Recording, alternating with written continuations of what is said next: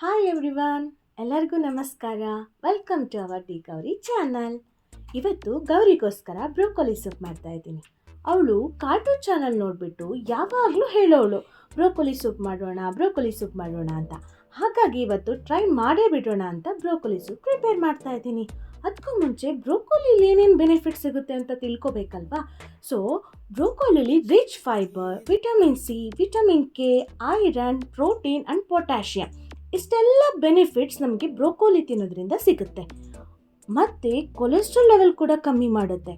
Fibre ಇರೋದ್ರಿಂದ digestion ಚೆನ್ನಾಗಾಗುತ್ತೆ. Vitamin C ಇರೋದ್ರಿಂದ ಇಮ್ಯುನಿಟಿ ಪವರ್ ಹೆಚ್ಚಾಗುತ್ತೆ. ವಿಟಮಿನ್ ಕೆ ಇಂದ ಬೋನ್ ಹೆಲ್ತ್ ಇಂಪ್ರೂವ್ ಆಗುತ್ತೆ. ಇದೇ ಥರ ಬ್ರೋಕೊಲಿಯಿಂದ ನಾನಾ ಥರ ಹೆಲ್ತ್ ಬೆನಿಫಿಟ್ಸ್ ಆಗುತ್ತೆ. ಜೊತೆಯಲ್ಲಿ ನಾನು ಕ್ಯಾರೆಟ್ ಮತ್ತು ಬೀನ್ಸ್ ಕೂಡ ಬ್ರೋಕೊಲಿ ಸೂಪಲ್ಲಿ ಆ್ಯಡ್ ಮಾಡಿದ್ದೆ.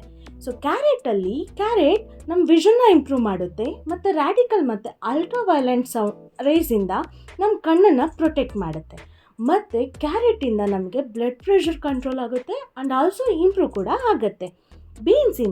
ಬೀನ್ಸು ನಮಗೆ ಗುಡ್ ಸೋರ್ಸ್ ಆಫ್ ಪ್ರೋಟೀನ್ ಕೂಡ, ಮತ್ತು ಇದರಲ್ಲಿ ರಿಚ್ ಫೈಬರ್ ಕೂಡ ಸಿಗುತ್ತೆ. ಮತ್ತು it also good source of vitamin B ನಮ್ಮ ಬಾಡಿಲಿರೋ ಮೆಟಬಾಲಿಸಮ್ನ ಮೇಂಟೈನ್ ಮಾಡಲಿಕ್ಕೆ ತುಂಬಾ ಹೆಲ್ಪ್ ಮಾಡುತ್ತೆ.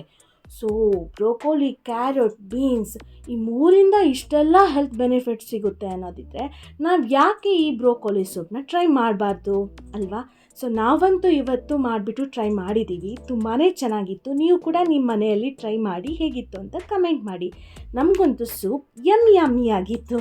Thank you so much for watching this video.